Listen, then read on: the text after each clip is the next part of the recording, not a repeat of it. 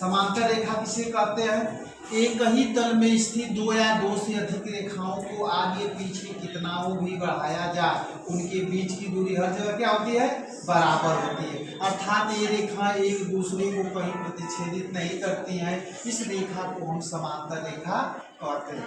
अगर इस समांतर रेखा को एक तिर्यक रेखा काट रही है तो इसके द्वारा बने कोण, जैसे मान लीजिए आप 1 2 3 4 5 6 7 8 इस तरह कोण बन रहे हैं, तो इस कोणों में हम कहेंगे कोण 1 बराबर कोण 5 और कोण 2 बराबर कोण 6। इस कोण को हम कहते हैं संगत कोण। कौन सा कोण कहते हैं? संगत कोण कहेंगे।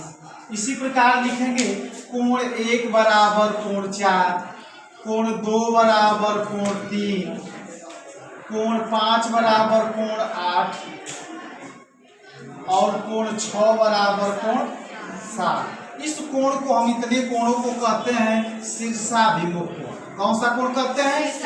शीर्षाभिमुख कोण।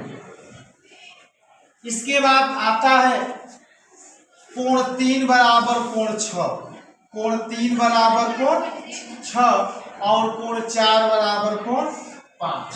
इस कोण को हम कहते हैं एकांतर कोण। कौन सा कोण कहते हैं? इस प्रकार से हम इतना जानते रहेंगे। तो जैसे एक दे दिया कि एक रेखा है जिसमें 1 2 3 4 5 6 7 8 इस तरह नामांकन कर दिया।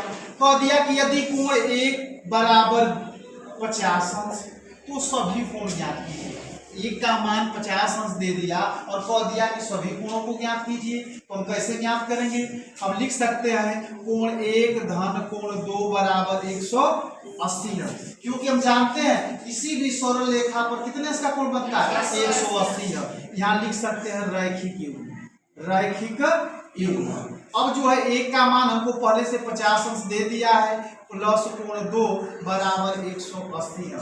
कोण 2 बराबर हो जाएगा 180 माइनस 50 अंश, यानी कोण 2 बराबर हो जाएगा 100 कितना हो जाएगा? 30 अंश। कोण 2 का मान कितना हो गया?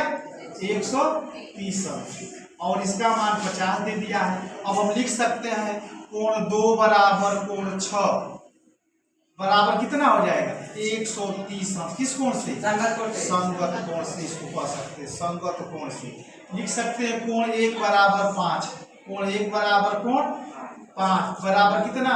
50। इसको भी लिख सकते हैं किससे? संगत कोण से। कोण 1 बराबर 4, कोण 1 बराबर 4 यह लिख सकते हैं 50 अंश। किस कोण से? शीर्षाभिमुख कोण से। विमुख कोण से। इसके बाद लिख सकते हैं कोण 2 बराबर 3, कोण 2 बराबर कोण 3 बराबर कितना दिया? 130। इसको भी लिख सकते हैं किससे? शीर्षाभिमुख कोण से। इसके बाद जब 2 बराबर 6 हो गया तो कोण 6 बराबर हम लिख सकते हैं 7, कोण 6 बराबर 7। 6 का मान कितना अभी आया है मेरे पास? 130 आया है, तो 7 का मान भी होगा 130। इससे इसके बाद लिख सकते हैं कोण 5 बराबर कोण 8, कोण 5 बराबर कोण 8। कोण 5 का मान है 50 अंश, तो इसका मान भी कितने अंश का हो जाएगा? 50 अंश। यानी कहने का तात्पर्य हुआ इस प्रकार से हम सभी कोणों को आसानी से ज्ञात कर सकते हैं।